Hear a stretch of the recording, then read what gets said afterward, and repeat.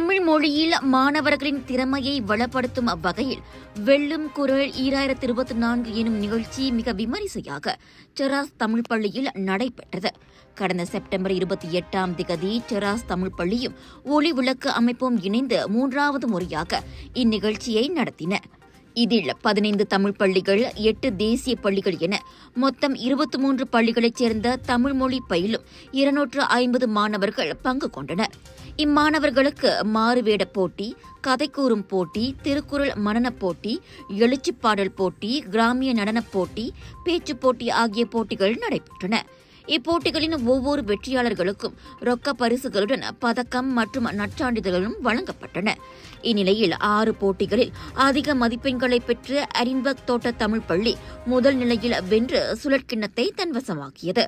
அதனைத் தொடர்ந்து 2ஆம் நிலையில் சரஸ்வதி தமிழ் பள்ளியும் 3ஆம் நிலையில் செந்துல் அரசினர் தமிழ் பள்ளியும் இடம் பிடித்தன.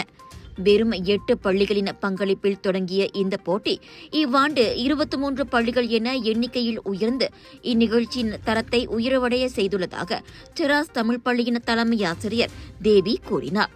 டாக்டர் வாஞ்சி தேவன், கல்வி அமைச்சரின் தேசிய கல்வி ஆலோசனை மன்ற உறுப்பினர் சுப்பிரமணியம் கண்ணன், தமிழ் பிரிவு துணை இயக்குநர் ஜானகி, கணித அறிவியல் பாட உயர் அதிகாரி குமார் ஆகியோர் சிறப்பு விருந்தினர்களாக கலந்து நிகழ்ச்சியை மெருகூட்டினர்.